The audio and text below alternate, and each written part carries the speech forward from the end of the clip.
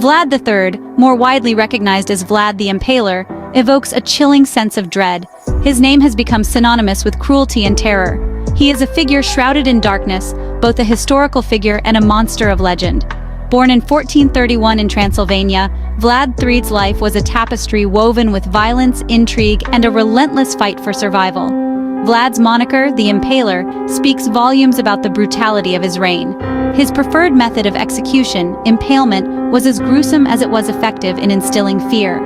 However, Vlad's story is not merely one of barbarity. He was a prince forged in the fires of conflict, a skilled warrior, and a cunning strategist.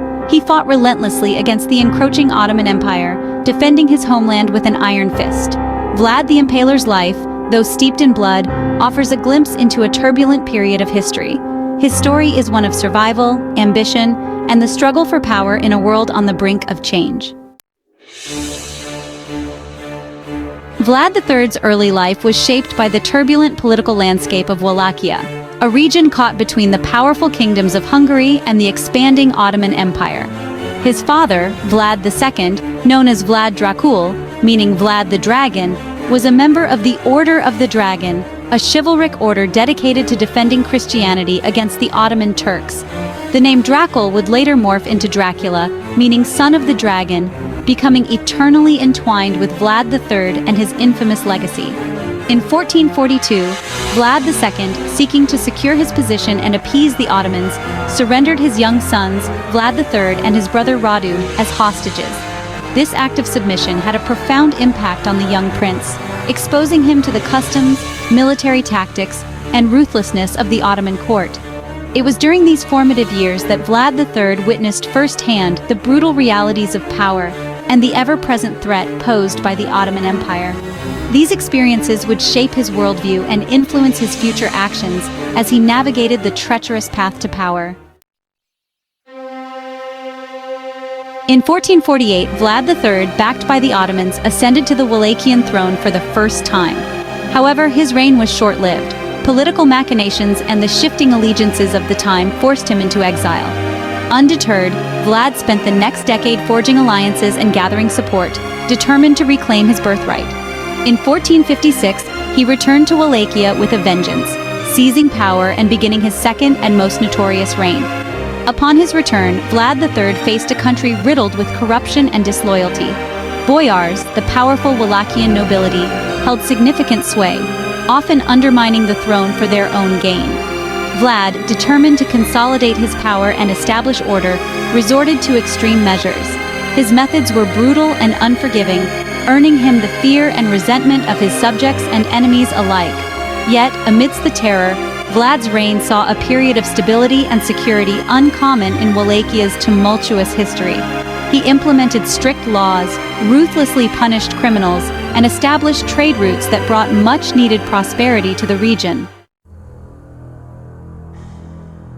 Vlad III's name is inextricably linked with impalement, a gruesome form of execution that became synonymous with his reign of terror.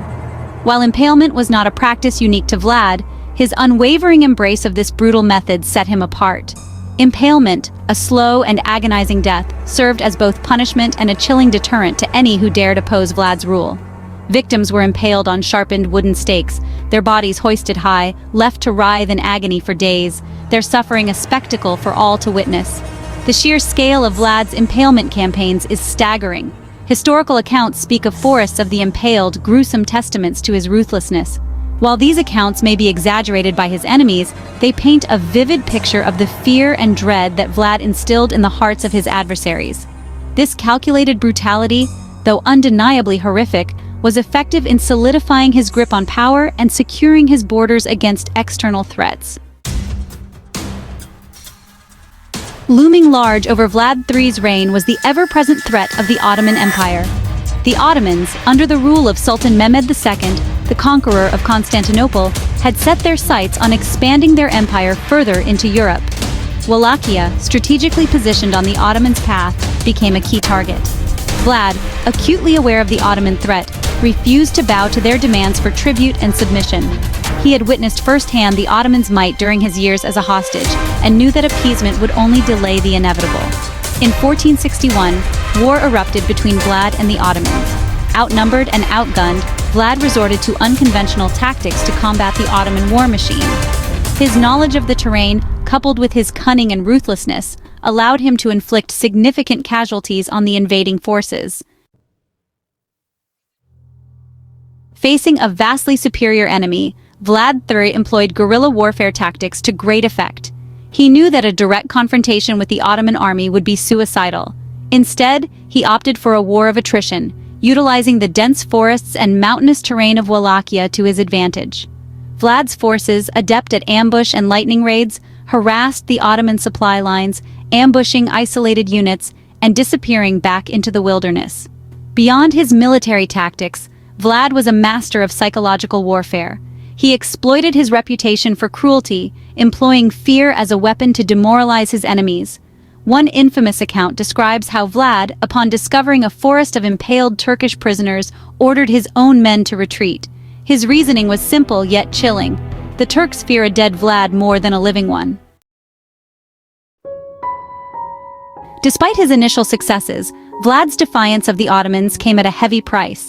In 1462, facing a renewed Ottoman offensive and betrayed by his former allies, Vlad was forced to flee Wallachia and seek refuge in Hungary.